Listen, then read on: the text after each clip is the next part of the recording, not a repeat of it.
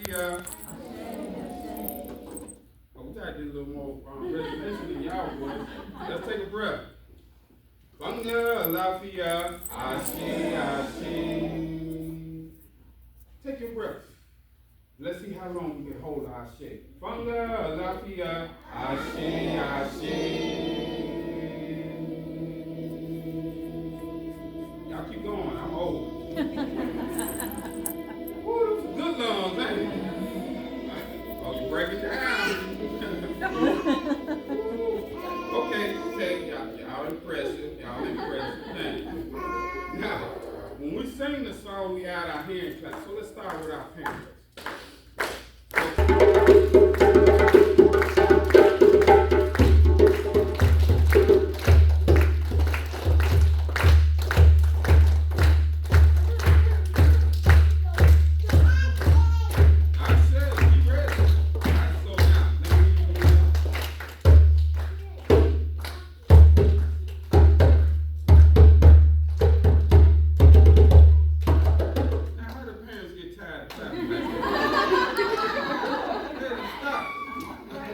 Good job. Now, what she just played was the center of our drum. That's where we get our bass.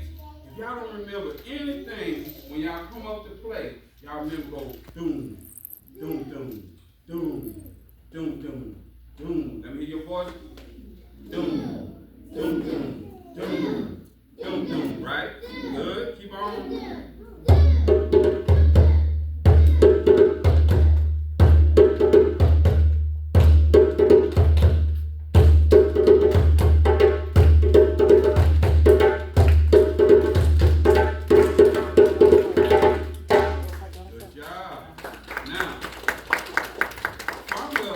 Is a greeting song. And it's sung all over the diaspora, and people sing it and call it back to each other. But what's significant about it, they say, with my eyes, I welcome you, Ashe, Ashe. With my smile, I welcome you, Ashe, Ashe. With my eyes, I welcome you, Ashe, Ashe. Now I'm going to give a little bit into our story. How many of y'all seen the movie Glory? You seen it? There's a part before they go to battle, and they sung a song. Do y'all remember that? Who remember that? Who can sing? Hold on, I need some grown-up voice. I didn't tell you come in and be Beyonce. Beyonce no RuPaul. I know you can sing. So let me hear you say, oh my Lord, Lord, Lord, Lord. See, I can sing. Go ahead. Oh my Lord, Lord, Lord. You got it. So, oh my Lord, Lord, Lord, Lord. Oh my Lord, Lord, Lord. All right, so let's help her out. I think, did you raise your hand? You saw the Lord? You didn't see the Lord? You saw it, right? In the back? Oh, yeah. Oh, okay. All right, so you're going to help her out? We got help in here. So let's get a little hand clap. And I'm going to hear y'all voices. We're going to clap real softly, though. Oh, my Lord, Lord, Lord, Lord.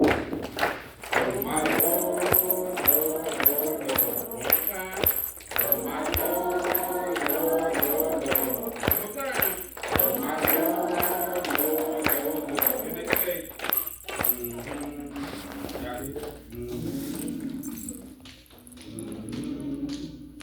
Oh, my Lord, Lord, Lord, Lord. Come on, sisters, I need y'all voices. I'll let the church folk out. Come on. Lead, baby. Oh, my Lord, Lord, Lord, Lord. Here we go. Wait.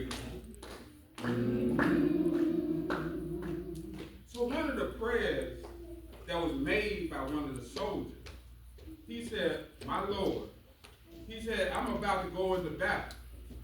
He said, when I go into battle, I'm not asking for my victory. He said, I'm not even asking for my life. But I'm asking that what we fight for saves the life of those that come after us. This man knew for a surety that he was going into battle and he was not expecting to return. But he had hopes in what? Who in front of us? He had hopes for the freedom of our children. And one brother said, "Oh my Lord," when he prayed, he said, I ran and left all my people behind. He was talking about his mother, his father. He was talking about his children. And he said when he left them behind, he didn't have no certainty. He had no idea of what their life was like in his absence. But he knew that he was running away to fight for a greater cause. A lot of times, we are not fortunate enough to see what we hope for in the future. But we got enough hope that we know if we work for that future, that something is going to come out. A lot of times we pass on something to our children only in hopes that it would better improve their life, right? You think it's something that you want to pass on to your children? Huh? What you got? Knowledge. Your father want to make sure y'all got knowledge, so y'all can know how to do good things in life. We all have the expectation that our children do better than us. And how far are we willing to go to make sure our children can do it?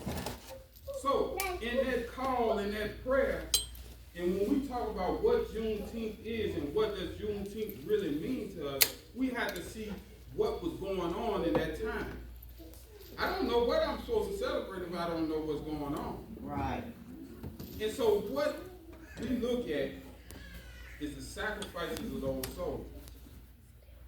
And this was during the time that people was enslaved or forced to do things in their life that was against what God gave us free. So I want y'all to understand this is a lecture. I gotta tell the story now. The story gotta be told because we don't just come just for the entertainment. Alright? So let's try this again.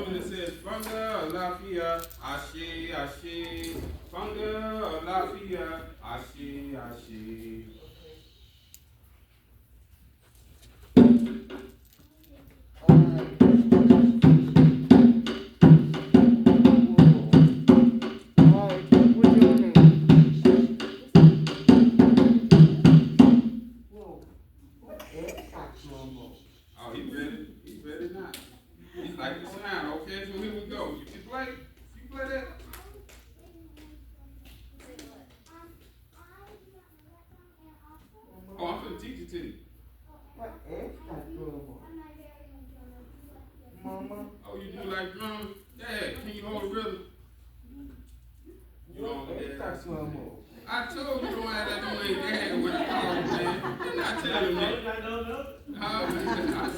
Yes, I can hold a rib. All right, come on over here. Let's get them up here, y'all. Let's hype them up. Come on, bro. Come on.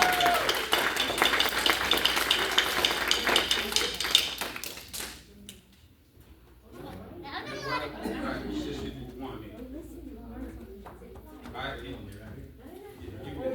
All right, so remember when we was clapping earlier, let's remember to clap so when we come up and play together, we'll have our song right. So we're going to start.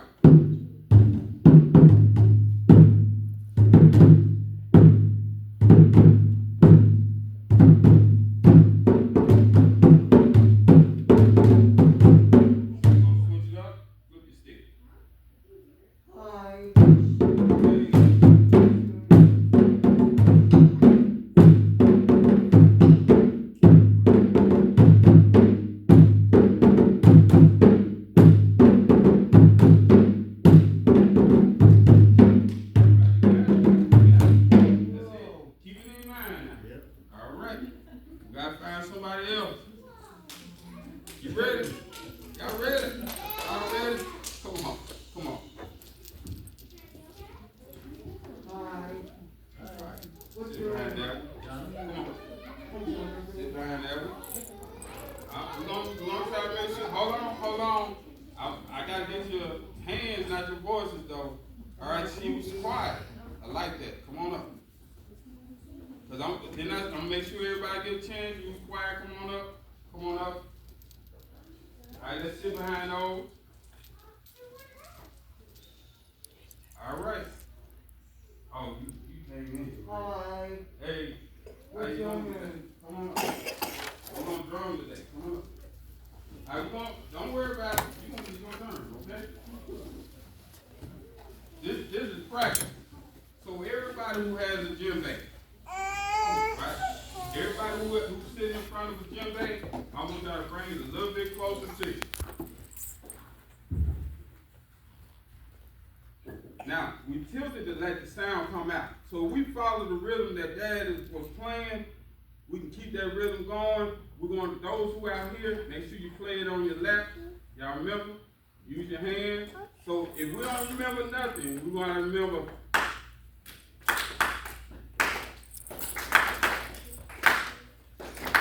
So, send up the drum.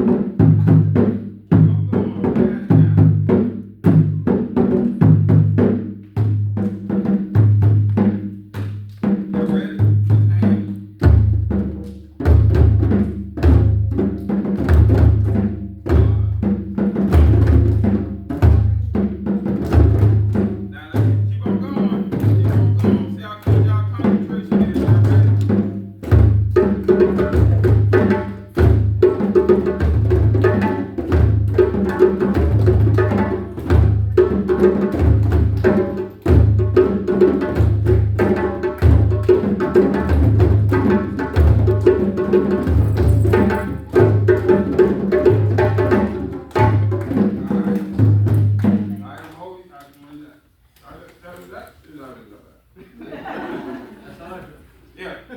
So stay focused, keep that rhythm. That's what I want you to do. So we're going to go back to the story. So when we look at this story and we talk about what Juneteenth was, the message of Juneteenth took a while to travel to the ears of people. But let me tell you where it got started. There was 3 enslaved men on the Confederate side. And they was digging trenches. Now, at night, they seen the cannon fire, the gun fire. They seen the casualties of people who had fallen in that struggle. But they knew the trenches they was digging was helping keeping them enslaved. Now, how many of y'all would actually help a person that's oppressing you? Now, I know we go to work every day. I know we do it. But at least we get something close to a livable wage, right? But how many of y'all really would help somebody that's trying to keep you down? Ain't nobody raising their hand? You raise your hand, you'll help somebody trying to keep you down? Well, I got about a couple of pounds of tomatoes I need in my garden and some okra. You come on work for me, okay? I might not feed you. I'm sure I ain't gonna pay you. So, when they saw on the opposite side of the battlefield, they saw the Union soldiers, and they knew that those Union soldiers was there to fight to help them become a liberator. So they got the idea, they said, well, if they holding me down over here, when that cannon fire go off, we're going to take off and run across the field and be on the other side of the Union soldiers. But this was the thing. It wasn't just these 3 men who was doing it. American men who was running from the Confederate side to go to the Union side. But the problem was the next day, if they found out that the enslaved person had ran off, they would go boldly to the Union side and say, that's my property, and you have to return it. Now, the general who was on the Union side when those 3 African American men arrived, he said, well, we're losing this battle, because if we send them back, they're going to make them dig more trenches, and once they firmly tucked in there, it's going to be even harder. So you think about the number of people's lives that were being lost at this time. So 3 men who ran, they had the opportunity to start something that kind of like catalyzed a good thought in this general's mind. He said, well, look, in war, you can seize the property of your enemy and it becomes yours. So what he decided to do was say, well, we're going to seize their so-called property, tell them they can't get them back, and we're going to let them go free. He drafted an order that was a catalyst to change. Their bravery and their hopes for the future of their children, which led them to flee, started an opportunity for now, if you want to call a human being your property can be confiscated because we're in a time of war and there's nothing you can do about it. So the order came out that any enslaved African American man who got to the Union side was released. But then somebody came up with a better idea, because they wasn't running just because they had nothing else to do. They really wanted to liberate their family and their loved ones. So they said, if we can enlist them and have them to fight for their own freedom, that's more effective than keeping them enslaved or freeing them. And then, out of fear, once they were free, the Confederate side to say, if they see you, they could just snap you back, put a shovel in your hand, make you dig more trenches. This became a pattern to where, I guess I want to say, it opened the doors to a liberation. It was the beginning. Because I'm going to tell y'all something. Surprisingly, we all, and all of our ancestors, have one point in time fought for your God-given rights. There's not one person in here that is not a descendant of a person who did not have to fight for what God freely gave them. And we should all be teaching our children the same thing. Because we still have to go through the struggle, right? I'm going to tell y'all about something. There was a man named Abdul Rahman. He was known as a prince. How many of y'all know Prince? Y'all know any prince? Any princesses? He was brought from Africa because he was stopping the slave trade. He was kidnapped and brought into Natchez, Mississippi. So Natchez, Mississippi, Vicksburg, Mississippi, Jackson, Mississippi, all these, all the way down to Louisiana, was ports of trade during the Civil War. So there's 2 things I want to cover real quick, and then we're going to celebrate a little bit. Juneteenth really encompassed these events that happened.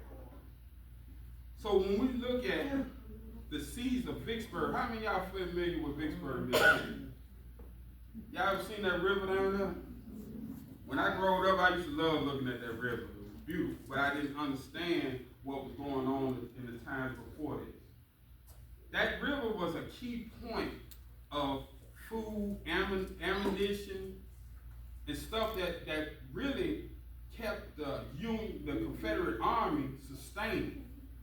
So they knew that they had to take those lands. Now, they took a lot of different measures to do this, but one thing that was very pivotal in that was utilizing the force of other people to open ways to break into Vicksburg, around Vicksburg, get past the port of Vicksburg. They had to seize Port Gibson. So this was a lot of things that took place. A lot of people were giving up and sacrificing, right?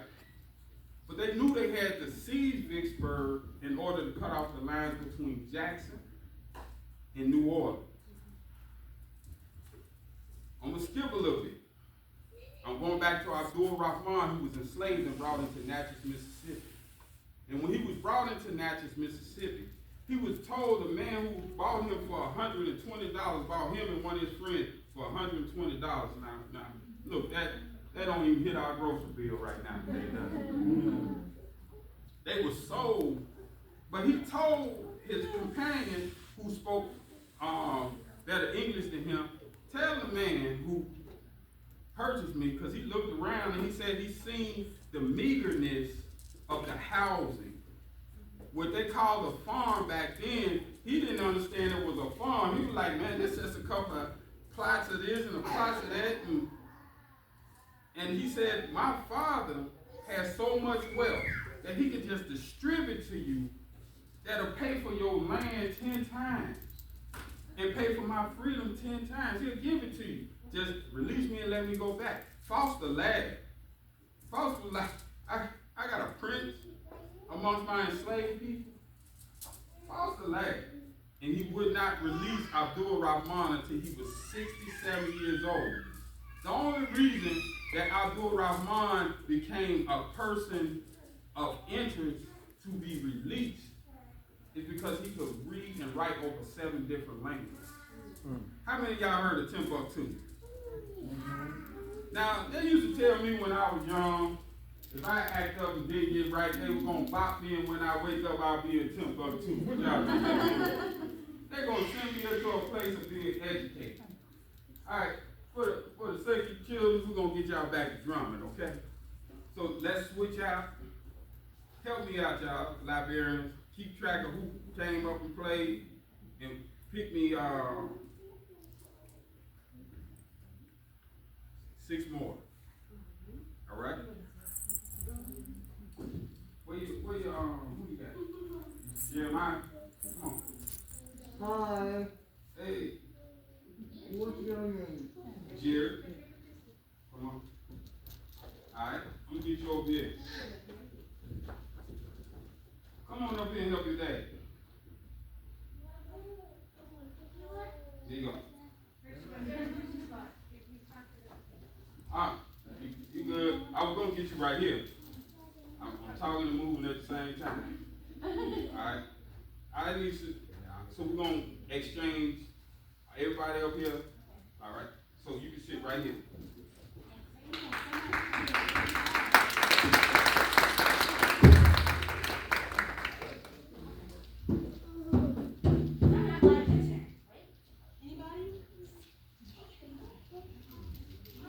So our song again is Anga Lafia Ashi Ashi Anga Lafia Ashe, Ashe, Ashe, Ashe, Ashe,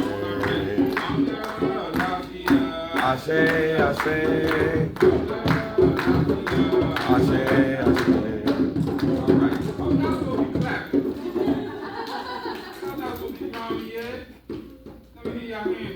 Ashe, Ashe, Ashe. Ashe, Ashe, Ashe, Ashe, Ashe, Ashe, Ashe. Are you ready, Dad? Got him. We're gonna get you up here, right? So here we go. Let me see what y'all got. Let's go. Good.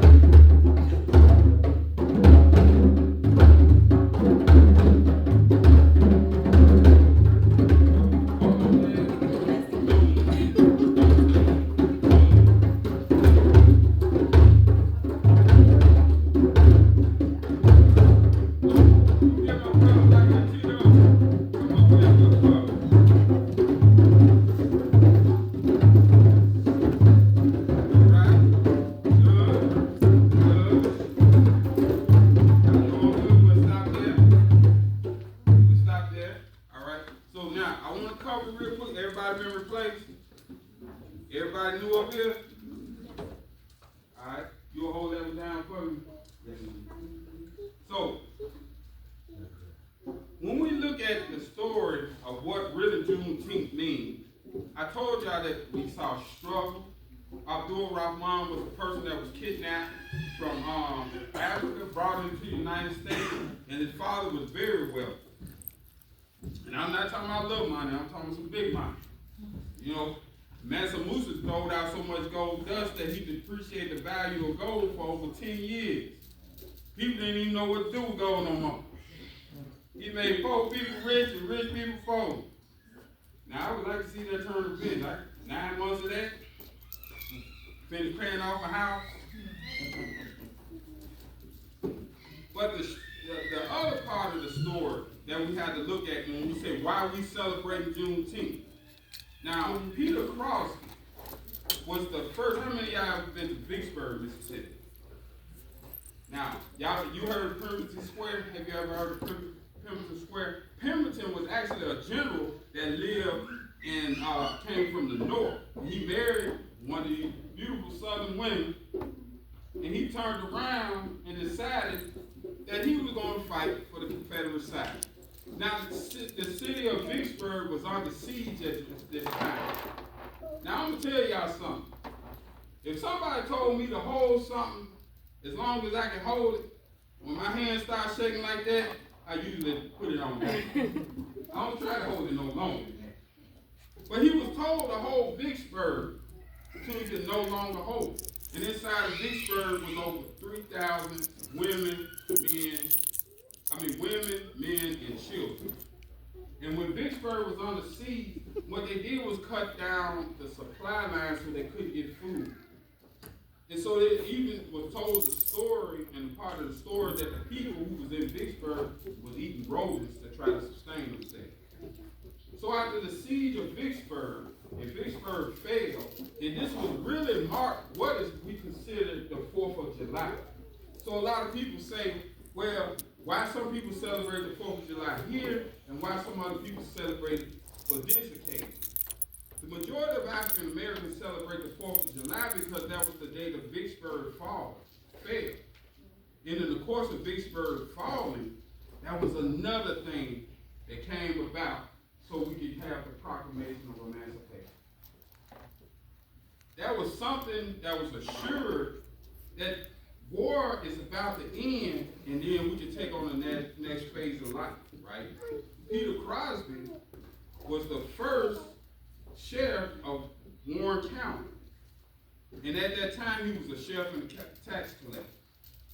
And some people didn't like the fact that he was, as a tax collector, he made decisions about selling property, who could get access to property.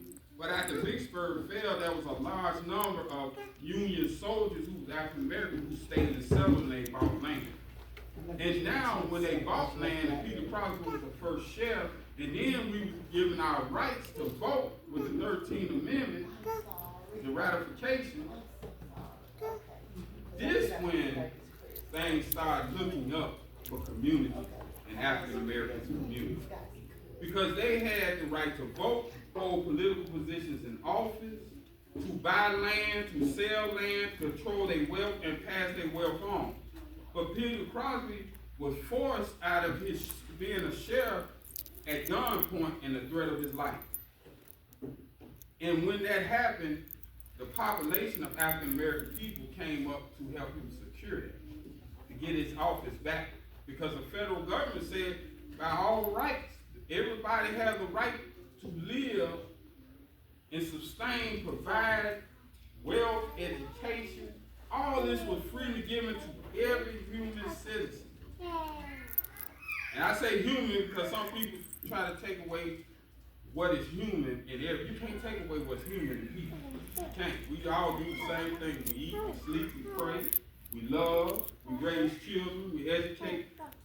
But when Peter Crosby, when the group of African American people came to defend Peter Crosby, they was met with resistance. They said anywhere between 75 to 300 African American men lost their lives that day. They didn't go to fight. They just went to stand up for their rights. and they was massacred. And they called it the Massacre of Vicksburg. Now, I can go on with a lot of historical accounts. Now, Abdul Rahman, who we know, they call him a prince among slaves, when he was taken into Africa, he was released to go back to Africa by the order of the president.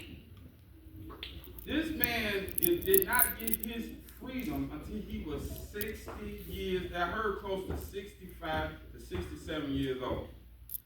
Now, show of hands, and jokingly, but I'm serious. How many of y'all women think there's a lot of value still left in the 60-year-old man? You think so? Yeah, it's still. But you ain't gonna sit him out there in the hot sun and work like he's 30 years old or 24 years. No. So Abdul Rahman, he did, and I say by the mercy of God, seen in his heart, because one thing he did, and I find it very common in history when we talk about this, men will sacrifice themselves for their family. I don't know what's happening now. I don't know. But back then, they will give everything they got for their wives and their children and hope for a better. Abdul Rahman tried to buy his family off before he was sent back to Africa. But they refused to. Also refused to sell his descendants. This year, they had Abdul Rahman Day in Natchez, Mississippi. And Abdul Rahman descendants came from Africa, and they also came from different parts of the United States, and they got together. They brought me down here to talk about it. But his hope was what? That his children, his grandchildren, and the generations behind them could be liberated. And he couldn't see that. But that was his hope. But a lot of us who know his story saw it. So, I'm going to leave y'all with that, and we're going to start getting a little bit into our celebration a little bit more. Any parents own any of these children? You got one? Come on up. You got somebody with you? I'm going to tell y'all something, too. And this is real. Come on, Mom. You need to go good.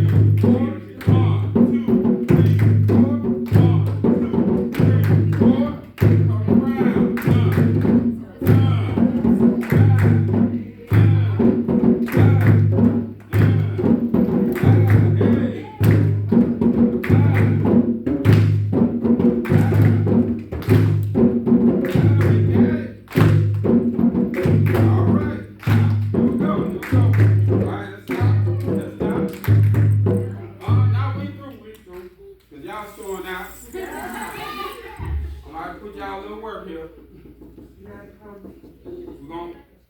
You gonna dance with us first? Yes. All right, so you right there. They showed you the movies. I'm gonna be right here. So we're gonna be close. Me and you gonna ride. Rap? Nah, ride. That means we're gonna be close together.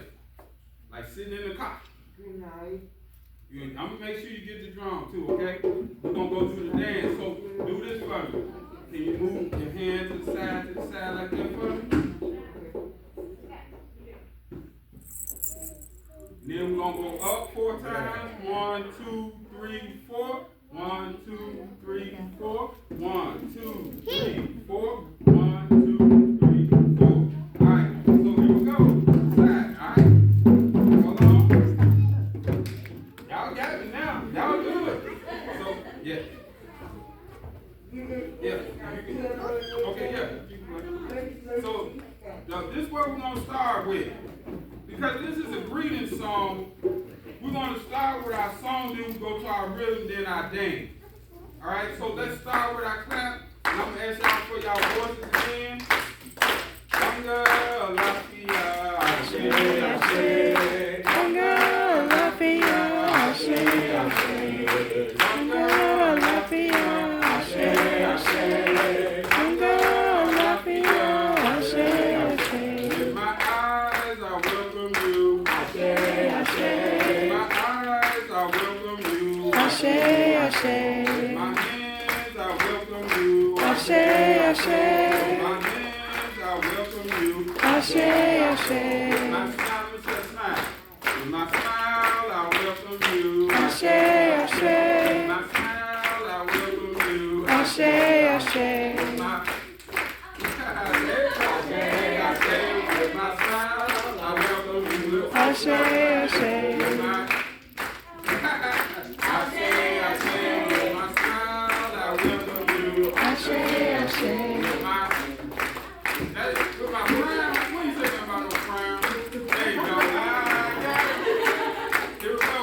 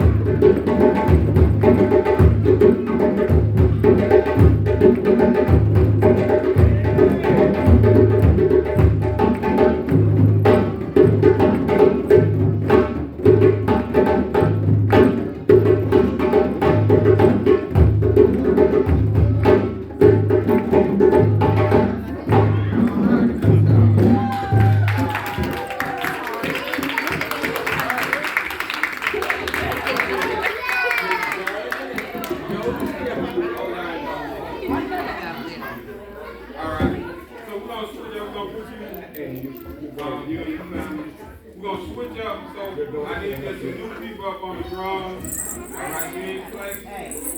We bring you up to play. All right, tell me drum. Do your drum. Let's drum. I think I can dance now. We'll help them out with them. See where they went. I'm getting back.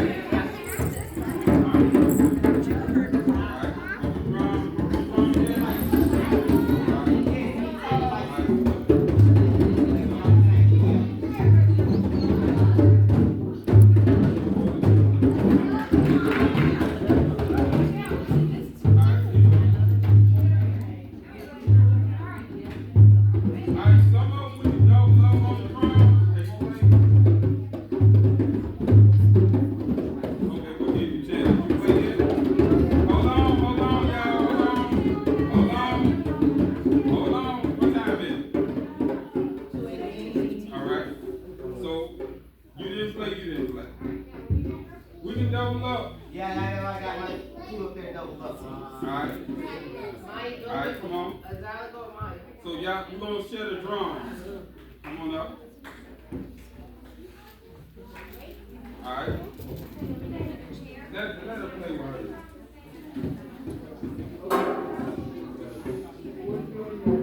Alright, who else didn't get to play? You didn't? Alright, you'll play with him. You with her? That's your sister? Alright. Oh, y'all play with him, okay? Yeah. Alright. Right here? Alright. Come on.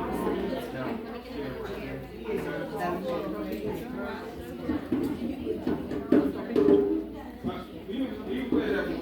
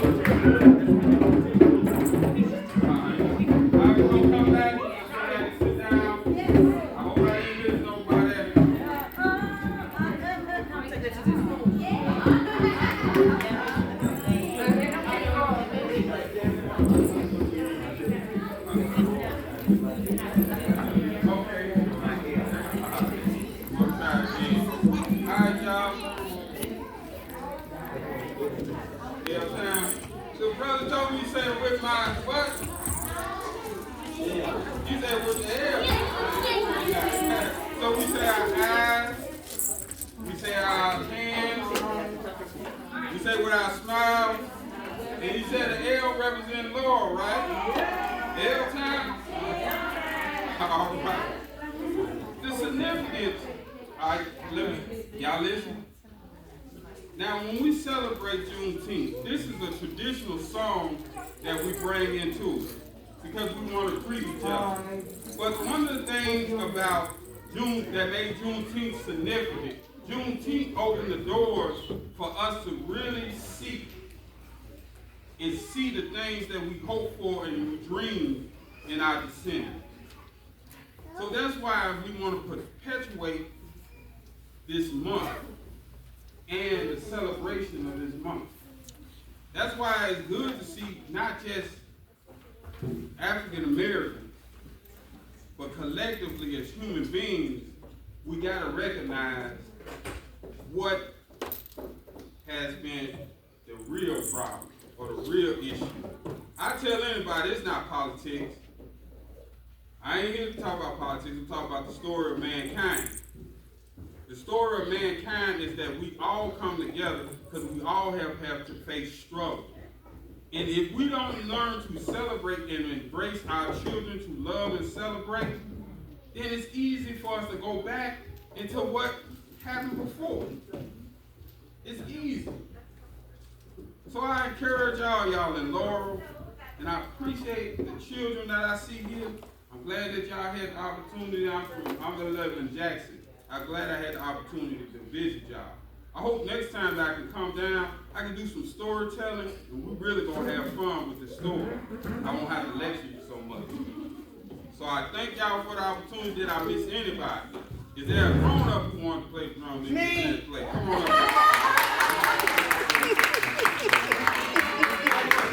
Right, so let's the two dancers up here. What's your name? Come on with that lady. Karen and Tito Lanier. Oh, there you go, man. I see you back there. Come on up here, ladies. Come on. Y'all know y'all want to go. These drums. All right. We got a couple of librarians up here. They been good? Oh, yeah, they are. All right, I'm going to ask y'all again to help us with y'all voices. All right.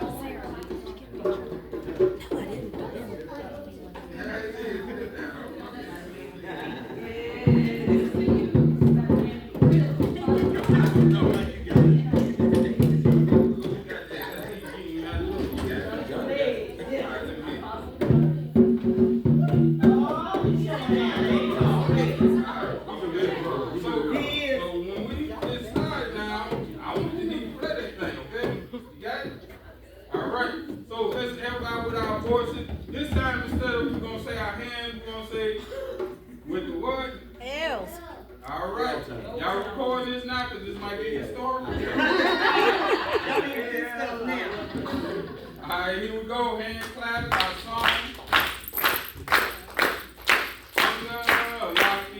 Ashe, Ashe, Conga, Lapio, Ashe, Ashe, Conga, Lapio, Ashe, Ashe, Conga, Lapio, Ashe, Ashe. My eyes, I welcome you. Ashe, Ashe, My eyes, I welcome you. Ashe, Ashe, My smile, I welcome you. Ashe, Ashe, My smile, I welcome you. Ashe, Ashe. My